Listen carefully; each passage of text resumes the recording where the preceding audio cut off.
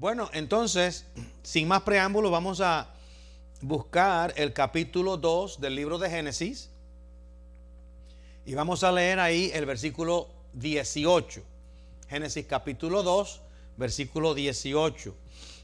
Y dice la palabra del Señor con la bendición del Padre, del Hijo y del Espíritu Santo. Y dijo Jehová Dios: no es bueno que el hombre esté solo, le haré ayuda idónea para él. No voy a leer el resto del pasaje, lo leímos la semana pasada, pero quería repetir esa porción porque hoy vamos a hablar de la segunda cualidad que el Señor diseña para la mujer. Oramos. Señor, te damos gracias por darnos esta oportunidad de compartir de tu palabra. Permite que podamos ser fieles a la misma y que, Señor, en nuestra conversación en el día de hoy aprendamos algo nuevo o quizás refresquemos algo que ya sabíamos. En el nombre de Jesús. Amén. Gloria a Dios. Como ustedes saben, la semana pasada hablamos o comenzamos a hablar acerca de las cualidades con las cuales Dios diseña a la mujer. Y hablamos un poquito acerca de la cualidad primera que mencionamos, que es la de compañía. El Señor primero diseña a la mujer como una compañía para el hombre. Y hablamos un poco de eso y explicamos en bastante detalle ese proceso. Y el texto dice de esta manera: no es bueno que el hombre esté solo. Y hablamos de cómo Dios permite que Adán estuviese solo por un periodo de tiempo para que descubriera su necesidad de una compañera. Y Dios entonces prepara una compañera para Adán y los dos ahora se acompañan el uno al otro, que luego en ese mismo pasaje habla acerca del matrimonio, porque entonces se convierten en una sola carne. Hoy vamos a hablar de otra frase o de otra palabra que es un poquito diferente. Y esta palabra es lo que nosotros llamamos ayuda idónea. Dios entonces ve a Adán que está solo y dice que le va a crear una ayuda idónea para el hombre. Entre las cosas que mencionamos la semana pasada, yo quiero expandir un poquito más con relación al asunto de la creación de la mujer. Porque a veces leemos el texto y lo leemos desde la perspectiva del siglo XXI y no nos damos cuenta que Dios está revelando cosas importantes en el acto mismo de la creación.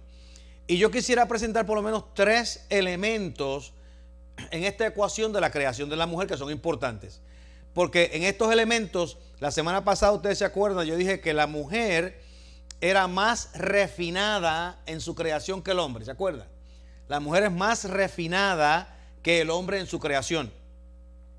Y hablábamos de eso desde una perspectiva física, porque Adán fue sacado del polvo, fue sacado de la tierra, todos los animales fueron sacados de la tierra, pero Eva no fue sacada de la tierra, sino que fue sacada de Adán. O sea que ella fue sacada de un elemento que ya había sido más refinado. El hombre sacado del polvo tiene un refinamiento y la mujer sacada del hombre tiene un refinamiento un poquito más profundo. Entonces esa creación o esa forma en que Dios crea, no solamente es una referencia a cómo Dios crea a la mujer física y cómo Dios crea al hombre físico, sino que tiene que ver en referencia a cómo es que Dios crea la parte emocional, espiritual de la mujer. Así que cuando yo digo que el Señor había hecho a la mujer más refinada, la semana pasada mencioné era que Dios había creado a la mujer con una sensitividad hacia Dios y una sensitividad hacia Dios que Adán no tenía. Eso no quiere decir que Adán no tenía fe o que Adán no podía conocer a Dios, pero que la mujer tenía una intuición en relación a Dios que Adán no tenía. Era algo un poquito más específico, porque aunque los hombres o el hombre, Adán, era el cargador de la promesa porque tiene la semilla de vida en él, la mujer era la que iba a producir esa semilla iba a tener una sensitividad, una conexión más directa, no solamente con la criatura que ella estaba procreando, sino también en cómo eso la afectaba en su relación con Dios. Así que, por eso es que nosotros vemos, aún en nuestra vida diaria, que los padres o los hombres tienen más facilidad, por decirlo así, en despegarse de sus hijos que las madres. Y por eso hablamos de que el amor de madre es único, y es porque esa conexión que existe entre la madre y el hijo, o la madre y la hija, es única, y los hombres no las experimentamos. Eso también le da a la mujer acceso o una sensitividad a las cosas de Dios que los hombres no tienen. Así que cuando nosotros empezamos a hablar de la revelación de Dios en la diferencia entre el hombre y la mujer, estamos hablando de algo bien importante, porque hay una distinción en cómo los hombres ven la revelación de Dios y cómo las mujeres ven la revelación de Dios. El hombre ve la revelación de Dios en sus promesas, en su lógica, en su razón, y la entiende de esa manera, y pueden tomar decisiones en cuanto a esa revelación desde una perspectiva más lógica y más racional. Pero la mujer ve la revelación de Dios desde una perspectiva más emocional, a un nivel donde sus emociones están envueltas en la revelación de Dios. Y tiene una sensitividad a la revelación de Dios, tan es así que nosotros a veces podemos decir que las mujeres son más religiosas que los hombres. No hablando religioso aquí en una forma negativa, sino más religiosas en que tienen un entendimiento de la vida espiritual que es diferente a la de los hombres. Y a medida que pasan los años, nosotros nos damos cuenta cómo o cuán difícil se le hace a los hombres realmente expresar su fe. ¿Ustedes no se han dado cuenta de eso? ¿O eso soy yo nada más que me doy cuenta? A los hombres se hace más difícil expresar su fe. Sin embargo, Dios ha utilizado a hombres a través de toda la historia con la capacidad de expresar su fe y de alcanzar multitudes. Pero la mujer, en una forma quizás más limitada, en cierta forma, tiene un entendimiento más profundo del conocimiento de Dios. Lo que sucede es lo siguiente. Déjeme decirle un ejemplo en cómo los hombres pueden funcionar en la cuestión de su aceptación de la fe. Sara nunca hubiese considerado sacrificar a Isaac. Eso era algo que Sara no podía hacer. Sara no iba a agarrar leña, un cuchillo, y llevarse a Isaac a una montaña para sacrificarlo. Sara no hubiera hecho eso, jamás. Pero Abraham sí lo podía hacer. Abraham sí lo podía hacer.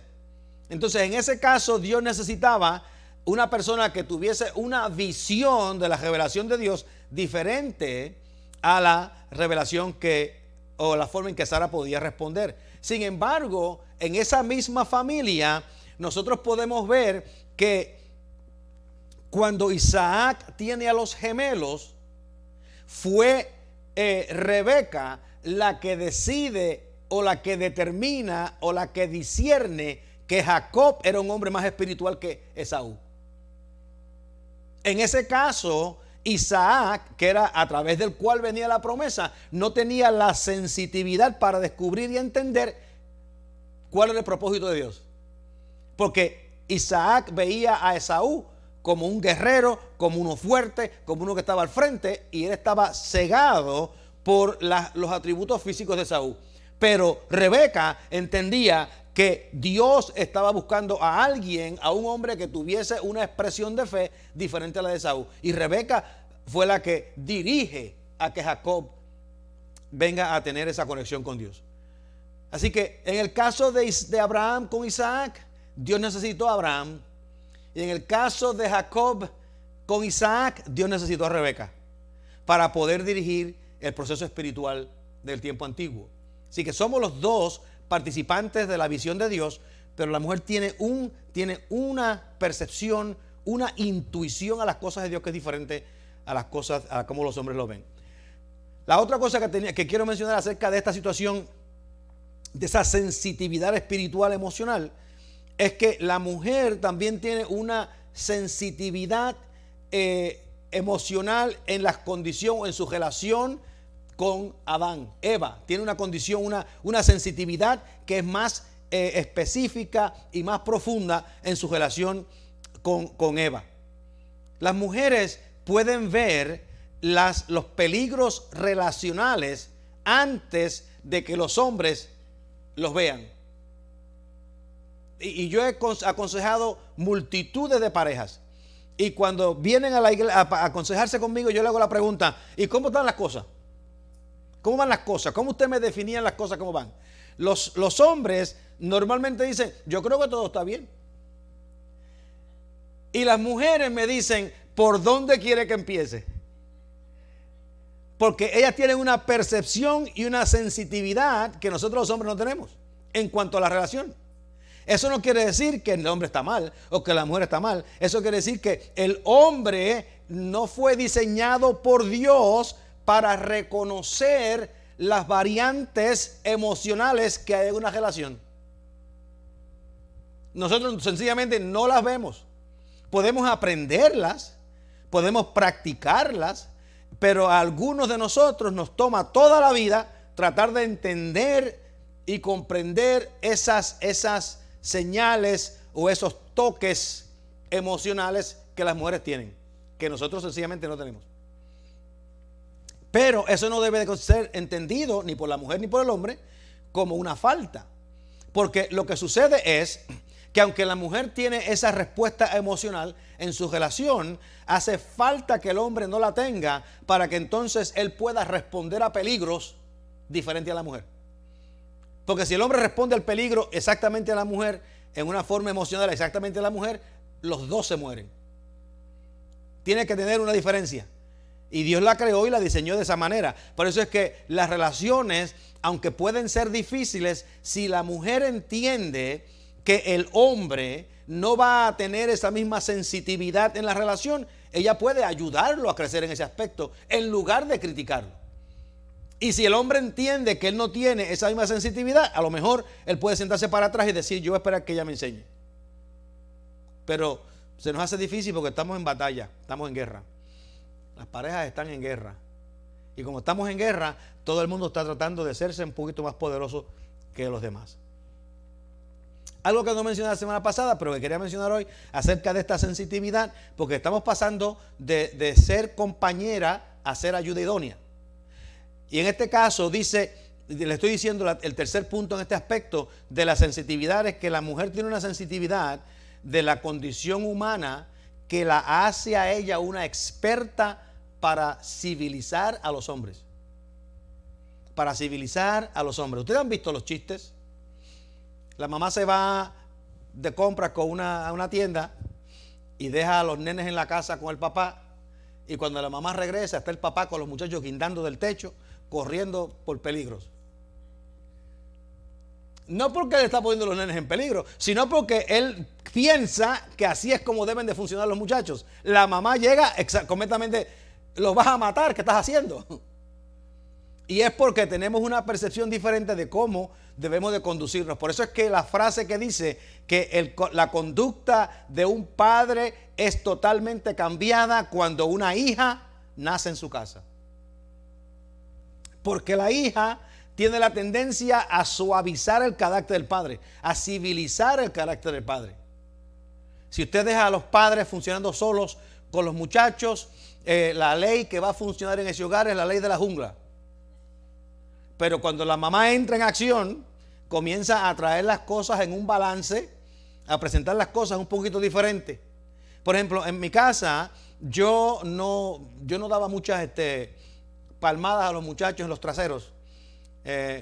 Muy raras veces. Pero cuando lo hacía, si lo hacía con los varones.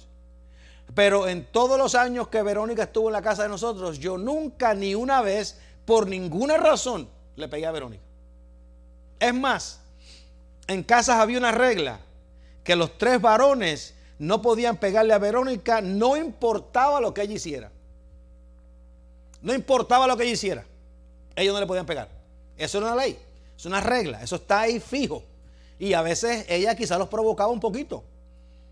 A veces ella quizás molestaba un poco más de lo que debía, pero la ley todavía estaba vigente, porque hay una diferencia en cómo vamos a funcionar. Y la mujer, Eva, es creada para sensitizar a Adán, para civilizar a Adán. Y eso es importante que nosotros entendamos. Y algo que ustedes van a ver, o que si pueden hacer un análisis lo pueden ver, es que, por ejemplo, las culturas donde la fe cristiana no existe, las mujeres normalmente son vistas como objetos o propiedades. Pero donde la fe cristiana existe, donde se ha civilizado el concepto y se ha elevado el valor de la mujer a través de la vida cristiana, ustedes van a ver que la mujer funciona muy diferente. En el tiempo antiguo, aún en Israel, usted podía ver que aunque era una cultura dominada por los hombres, principalmente porque eran culturas de guerra, usted puede ver que las culturas de alrededor de Israel no trataban a las mujeres con la misma dignidad que en Israel. Inclusive la ley de Moisés, que es dada, tenía específicamente reglas en cómo proteger la mujer dentro de la comunidad de Israel, cosa que ninguna otra nación o cultura alrededor de Israel lo tenía, porque Dios siempre tenía un plan diferente para la mujer. Ahora, eso hablando acerca de esa sensitividad que la mujer tiene en su forma de creación, pero Dios va a crear a la mujer como una ayuda idónea. Y esta frase yo pienso que ha sido distorsionada, malentendida, mal usada y mal aplicada por años de años. Porque normalmente cuando una persona escucha la palabra ayuda idónea, está diciendo el hombre es el jefe y la mujer la secretaria. O está diciendo el hombre es el que hace el trabajo y la mujer es la que cuida la casa. O sea, y todas esas cosas pueden tener un valor en sí mismas. Pero el propósito de la mujer ser una ayuda idónea, yo creo que va más allá al acuerdo y al arreglo que se hace en el trabajo del hogar. Yo no creo que está limitado sencillamente a lo que se hace en la casa y quién es el que trabaja o no trabaja, o quién es el que deja los zapatos en medio de la sala y quién los recoge. Creo que va más allá de eso. Creo que hay un propósito de Dios que es más profundo en cuanto a eso. Los hombres y las mujeres a través de la historia han hablado de esa manera. Yo me acuerdo creciendo en Puerto Rico que decían, los hombres son de la calle, las mujeres son de la casa. Y eso uno lo ve y dice, pero ¿cómo es posible? Y lo que sucede es que hay una percepción cultural. Y la percepción cultural no es errónea. Porque en cierto sentido, en la calle hay unos peligros que nosotros no queremos que nuestras hijas o nuestras esposas se vean confrontadas con ellos. Pero las familias estaban dispuestos a tolerar esos peligros si los varones tenían que confrontarlos. Ese peligro no era un problema. Por ejemplo, las leyes en los Estados Unidos y en muchos países del mundo protegen a la mujer cuando está en la calle de violaciones, de ultrajes, de violencia. La violencia en contra de la mujer. Porque hay una diferencia en lo que se está diciendo. Yo imagino que nuestros antepasados lo que estaban diciendo es que en la calle hay un aspecto de violencia al cual nosotros no queremos exponer a nuestras niñas. No sé si ustedes me están siguiendo. Entonces, lo que pasa es que a veces cuando empezamos a hablar acerca de la mujer como una ayuda, empezamos a mirar a la mujer como que no tiene ningún rol activo en cómo la familia funciona o cómo la sociedad funciona. Y realmente, dentro de los dones que Dios le ha dado a la mujer juega un rol extremadamente importante y prominente en el funcionamiento de la familia y la sociedad. Lo que pasa es que como a consecuencia del pecado, todo lo vemos como una lucha por control y por tener poder. No podemos ver los dones que Dios nos ha dado, tanto a la mujer como a los hombres. Así que por años los hombres han suprimido el rol de la mujer en su capacidad de liderazgo, y algunas mujeres han tratado de ejercer una autoridad por encima de los hombres que no es parte de su rol. Estamos hablando de esto. No estamos hablando, o yo no quiero hablar de que el hombre debe de subyugar a la mujer o que la mujer deba de estar por encima del hombre. Acuérdense que ellos son corregentes, fueron creados para los dos tener dominio sobre la tierra, no para que uno tuviese dominio sobre el otro. Pero a pasar de los años, lo que hemos visto es que los hombres, para tener dominio, suprimen a la mujer, y la mujer, para tener dominio, quieren sobreponerse por encima de los hombres, en lugar de decir, vamos a determinar cuáles son los dones y vamos a trabajar juntos para cumplir el plan de Dios. ¿Qué es lo que Dios realmente quiere de parte de nosotros? Así que Dios diseña a la mujer con unas capacidades de personalidad que están atadas intrínsecamente a su forma física de cómo Dios crea a la mujer. Por ejemplo, ustedes saben que las mujeres, su estructura de huesos es más débil que la de los hombres. Ustedes entienden que la estructura muscular de la mujer es más débil que la de los hombres en términos físicos. Y entendemos, por ejemplo, que se han hecho estudios que un hombre de 55 años tiene la misma capacidad vascular que una mujer de 25. Quiere decir que hay una diferencia física marcada en cómo Dios crea y diseña a la mujer. Pero el propósito de eso no fue para decir los hombres son mejores que las mujeres. El propósito de eso es que Dios, como ustedes saben, se revela a dos niveles. Y en el nivel físico podemos ver esa diferencia estructural de la mujer, lo que me indica a mí que en el aspecto espiritual la mujer va a tener una sensitividad diferente al hombre en cómo percibimos la vida, las relaciones y a Dios. Y tiene que ver con esa diferencia de diseño que ocurre entre la mujer y el hombre. No sé si me están siguiendo. Espero que sí. Así que para mí es bastante claro que sin la mujer el plan de Dios para la humanidad no podía ser alcanzado. No se podía alcanzar. Porque si Dios le dice a la pareja en el capítulo 1, yo quiero que ustedes se conviertan en una sola carne, fueron creados a la imagen de Dios y ahora vamos a llenar la tierra de otra gente, el llenar la tierra de otra gente requería que los dos participaran. No podía ser el uno sin el otro. Así que el propósito de Dios para toda la humanidad no podía alcanzarse sin la mujer. Dios entendía eso y Dios permite que Adán pase un tiempo solo para que Adán también lo entendiera. Y quisiéramos nosotros que los hombres de hoy pudiésemos entender ese plan y ese rol que Dios tiene.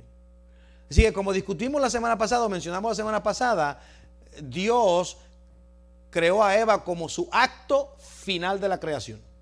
Damas, ustedes son el acto final de la creación de Dios, que es una cosa espectacular. No quiero decir mucho porque van y se inflan y piensan que, pero fue el acto final de la creación de Dios. Es como la corona de la creación de Dios fue la mujer. Porque hay una avenida donde Dios se revela a través de la mujer que es diferente a como Dios se revela a través del hombre. Así que la mujer es la forma más alta de la expresión del carácter de Dios y está refinada para entender algunas de las cosas internas y ser sensitiva a una de las cosas internas, no solamente de Dios, sino de nosotros, en nuestras relaciones. Así que la sensitividad física de la mujer, en cómo fue creada, esa sensitividad física también implica una sensitividad espiritual. Adán era como dice, brusco en su físico. Era tosco en su físico. Y Adán funciona desde esa manera, en sus relaciones, en su función con otras personas. La mujer tenía una sensitividad física, una suavidad física, y esa suavidad física también se expresa en sus relaciones con los demás y con Dios. Y por esta razón es que nosotros oímos hace mucho tiempo que decían los padres, se decían, los hijos no lloran, los hijos varones no deben llorar, los niños no deben llorar. Se lo dicen los papás y lo decían las mamás. ¿Y usted sabe por qué dicen que los niños no deben llorar? No porque no puedan tener lágrimas. La razón que los niños no pueden llorar es porque los niños no pueden responder a problemas emocionalmente de la misma forma que las mujeres. Nuestros antepasados lo decían, Y ellos sabían que era cierto, pero no sabían por qué era cierto. Y la razón es que los niños no pueden responder de la misma forma emocionalmente a un problema. Si ustedes entran a su casa y hay una culebra venenosa en su casa, está bien que la esposa salga corriendo despavorida, gritando, con el pelo encendido en fuego, pero no es bueno que el hombre haga lo mismo, porque ¿dónde van a dormir? ¿En la calle? Sí, en ese momento, aunque los dos pueden expresar un poco de miedo, alguien tiene que pelear con la dichosa culebra. Entonces esa es la idea. Y se hablaba, los niños no deben llorar, pero la idea no es que los niños no pueden llorar, la idea es que los niños no pueden responder emocionalmente a los problemas. ¿Entienden? Somos diferentes. Y Dios tiene un plan diferente para nosotros. Por favor, entiendan que cuando yo digo Adán y Eva, aunque estoy hablando de la pareja inicial que Dios crea, estoy también hablando de cómo Dios diseña a Adán y a Eva. Y eso quiere decir que todos los Adanes, desde Adán hasta el día de hoy, funcionan con el diseño que Dios tiene para el Adán original que llega hasta el día de hoy. Todas las Evas que han vivido desde el día que Eva fue nacida o sacada del hombre hasta el día de hoy tienen unas cualidades de mujer que son similares a las cualidades de mujer de Eva. Así que si hablamos de Adán o hablamos de Eva, estamos hablando no de ellos, sino de nosotros, que tenemos esas cualidades. Así que si Eva tenía una intuición relacional más alta que la de Adán, entonces podemos decir que todas las mujeres en este salón, en esta habitación, este día, tienen la misma sensitividad en las cosas espirituales y relacionales que Eva tenía. Somos diferentes, pero al mismo tiempo estamos cumpliendo un plan de Dios. Así que vamos a seguir con este proceso de la mujer como ayuda. Yo espero que esté pintándole un retrato más o menos decente, porque debemos de entender este proceso si vamos a restaurar la familia, que es el propósito final de estas series que estamos llevando este año. Así que no es bueno que el hombre esté solo. Le voy a hacer, dice el Señor, una ayuda idónea. Una ayuda idónea. Cuando Dios va a crear la mujer, ocurre algo bien interesante. Cuando va a crear la mujer, dice, y Dios dijo, en el capítulo 1, creando la creación de la creación. Él expresa su buena intención en la creación. Y Dios observa o hace la observación de la importancia que la mujer tiene en la mente de Dios, porque de la misma forma que Dios diseña la creación, dice que va a diseñar la mujer. En el diseño de la creación dice, y Dios dijo.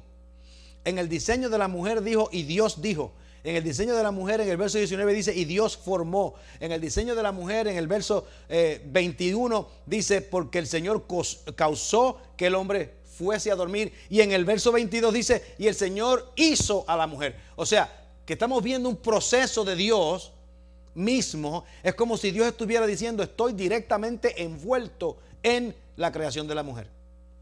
Así que esta descripción bíblica, como le mencioné ahorita, esta descripción bíblica de la mujer en la Biblia, en el pueblo de Israel, era única en el tiempo antiguo. Ninguna de las otras culturas tenían una visión de la mujer que fuese a este nivel. Ninguna. Veía a la mujer de esta manera. Algo que es importante que debemos siempre de indicar. Cuando Dios crea a la mujer y dice que va a hacerla una ayuda idónea para el hombre, esto indica una correspondencia entre el hombre y la mujer. Una relación mutua que debe de existir entre el hombre y la mujer.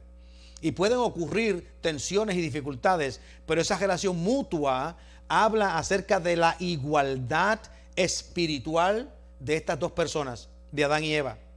Tanto el hombre como la mujer comparten una igualdad de humanidad que no existía en ninguno de los otros animales creados.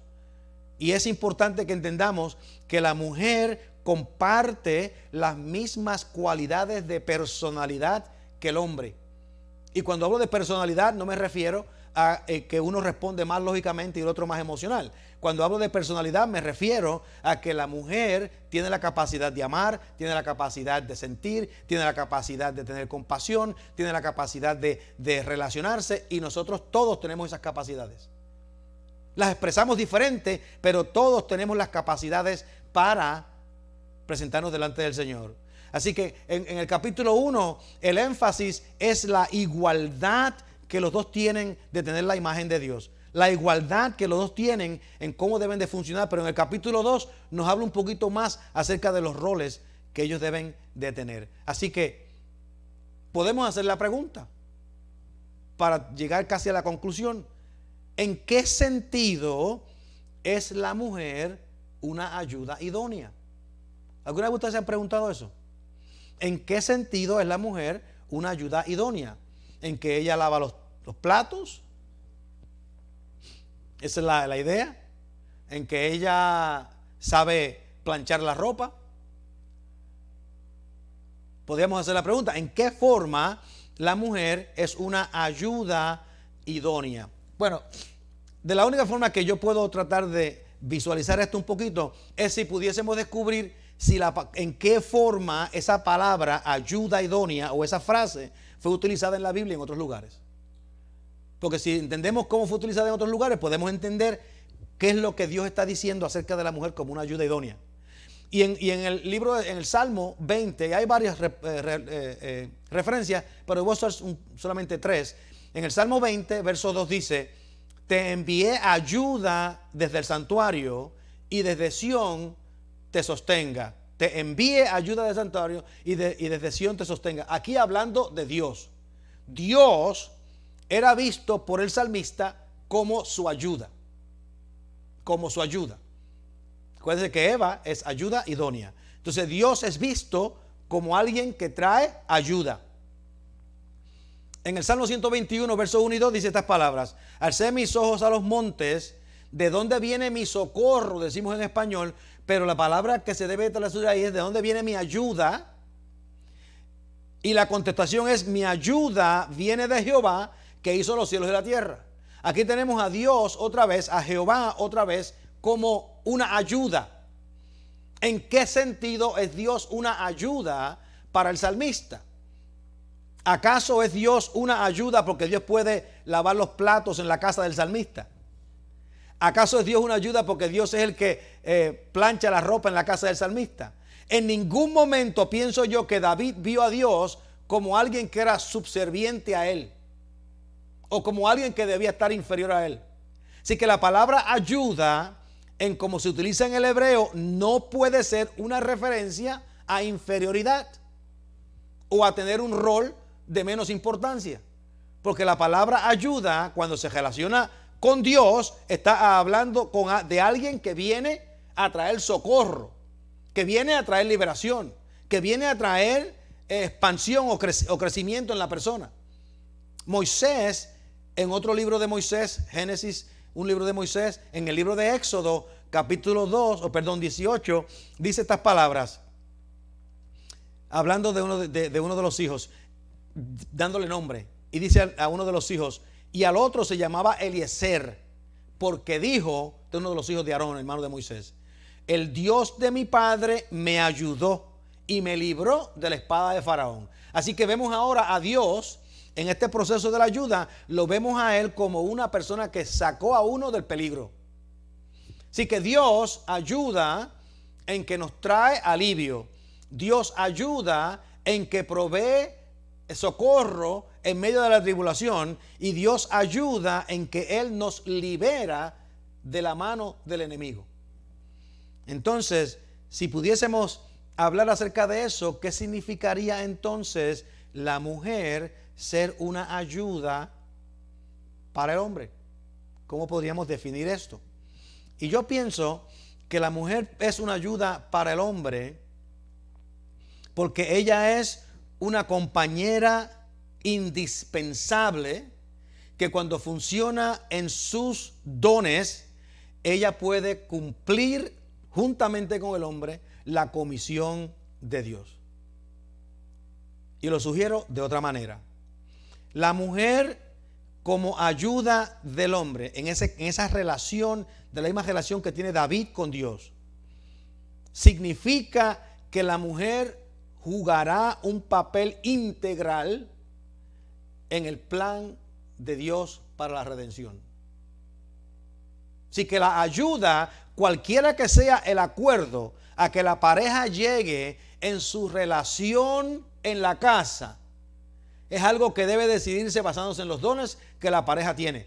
Pero el plan de Dios en cuanto a cómo la mujer iba a ser una ayuda idónea para el hombre era en relación al plan de redención.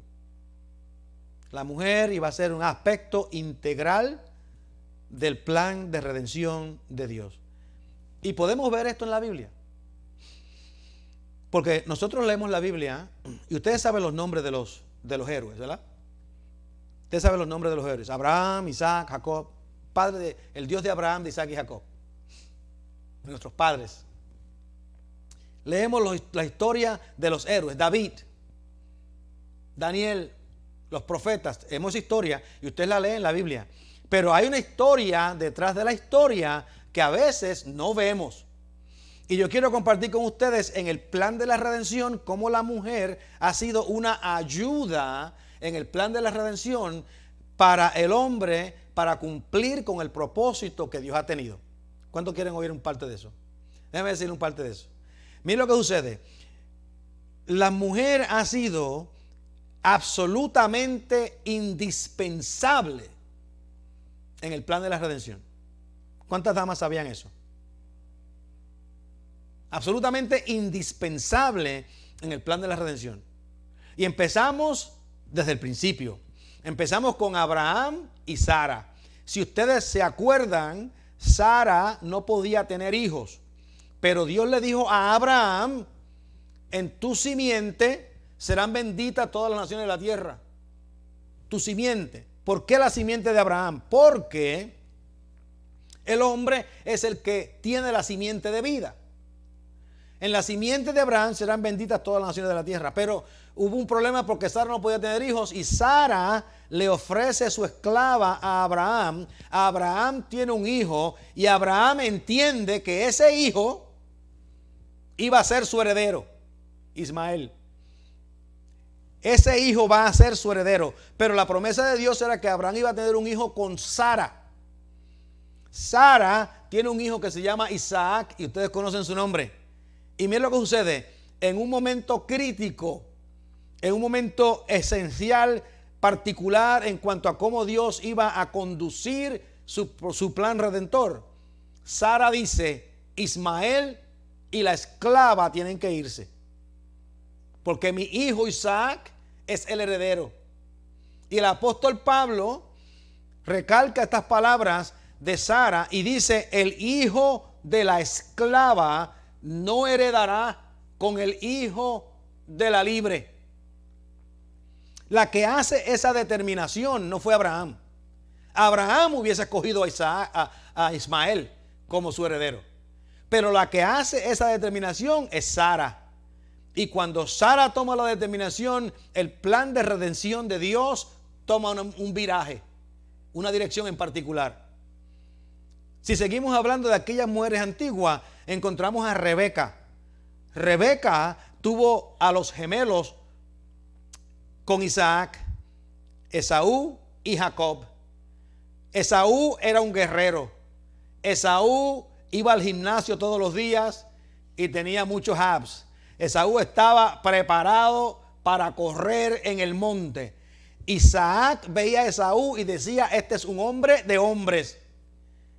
Y mientras Esaú era un hombre de hombre, Esaú era un hombre sin fe. Pero Rebeca se da cuenta de que Esaú era un hombre superficial, pero Jacob tenía un punto específico en su relación con Dios, un deseo específico de ser parte del plan de relación con Dios. ¿Y quién determina el curso histórico de la promesa de Isaac? No fue Isaac, fue fue Rebeca. Rebeca es la que determina el punto de redención. Y ella hace allá unas cuantas maniobras que nosotros podemos considerarlas un poquito traicioneras, y prepara el escenario, inclusive mata a un animal y le pone una piel a Jacob para que se vea velludo, porque Esaú era velludo y Jacob era lampiño, como decimos allá en Puerto Rico. Y ella le pone una piel, y cuando Isaac lo toca, que estaba ciego y también parece que tenía las manos un poquito rudas, no se dio cuenta que estaba tocando piel de animal, y bendice a Jacob. ¿Quién determina eso? No Isaac, eso lo determinó Rebeca. Y seguimos con la historia de estas mujeres que en puntos críticos cambiaron la historia de redención. Raquel, que es la esposa de Jacob. Raquel también era estéril, y pasan los años y las sirvientas, y Jacob tenía otras mujeres y tiene hijos por todo el mundo. Llegó hasta tener 10 hijos en las otras, y Raquel no tenía nada, pero Raquel comienza a clamar y ora y le dice a Jacob: o tú me das hijos o yo me muero. Y entonces ora, y dice la Biblia que Dios escuchó la oración de Raquel, no la de Jacob. Escuchó la oración de Raquel y le da un hijo, y ese hijo se llama José, y ese hijo José vino a ser el que proveyó salvación, comida para todo el mundo, incluyendo la salvación de su familia. Y nosotros estudiamos la historia de José recientemente. ¿Quién determina ese curso de la historia? No fue Jacob. Ese curso de la historia lo determina Raquel. ¿Cómo las mujeres Dios las utiliza? Podemos hablar de Ruth. Ustedes han oído el nombre de Ruth, y cómo Ruth, que ni siquiera era una hebrea, ella no era judía, Ruth era una moabita de otra nación. Miren qué interesante, Ruth, como una moabita, era una descendiente de Lot con una de sus hijas. Una cosa increíble. Ahora Ruth, moabita gentil, entra a la genealogía de Cristo y cambia la historia una vez más. ¿Quién fue la que la cambió? Ruth. No el esposo de Ruth, no el esposo de Noemí, pero Ruth. Esther en Persia.